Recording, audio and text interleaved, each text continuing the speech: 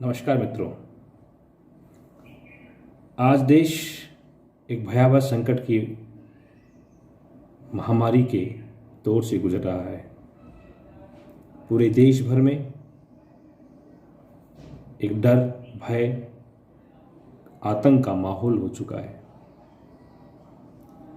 एक वायरस ने पूरे देश की विकास यात्रा पर प्रश्न चिन्ह लगा दिया है। ये इसलिए कह रहा हूँ कि जिस प्रकार की घटनाएं पिछले दिनों से हम देखते आ रहे हैं, उससे देखकर लगता नहीं आपको कि हमारी विकास की यात्रा यहीं तक थी।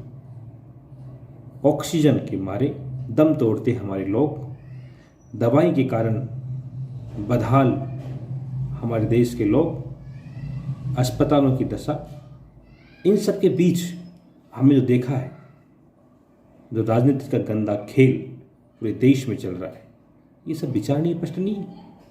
एक और हम बात करते हैं, हम संसार के सबसे बड़े लोकतंत्र की नागरिक हैं। संसार के सबसे बड़ी लोकतंत्र में कोरोना संकट के समय राजनीति चरम पर है।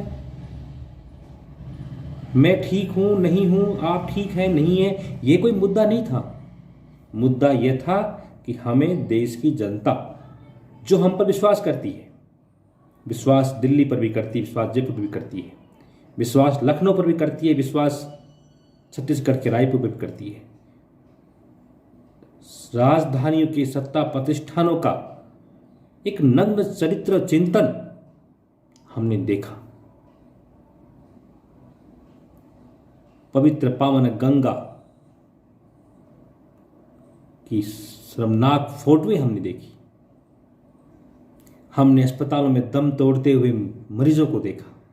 हो सकता है हमारे परिवार में कोई कोरोना का दुखांतिका नहीं घटी होगी, पर जो व्यक्ति कोरोना के संकट से जूझा है, जिसके परिवार के लोग कोरोना के कारण असमय मृत्यु के शिकार हुए हैं, उन परिवारों को पूछिए उनकी हालत क्या है।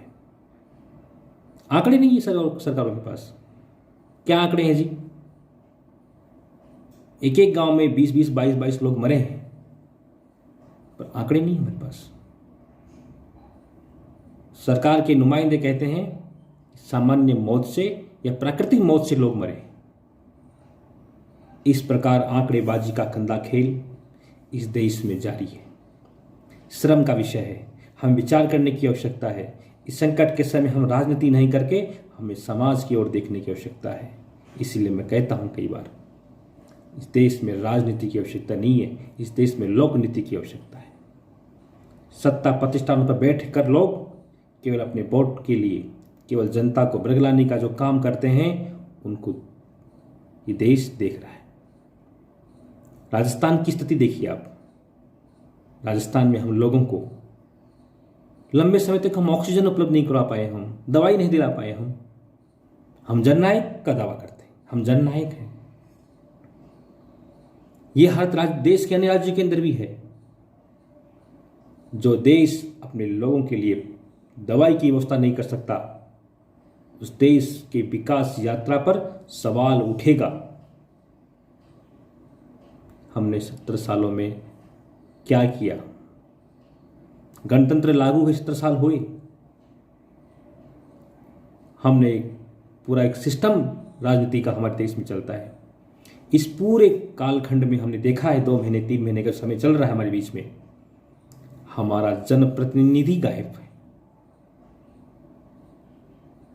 ध्यान रखिएगा, यहाँ की जनता जो है भोली हो सकती है, पर समझदार है।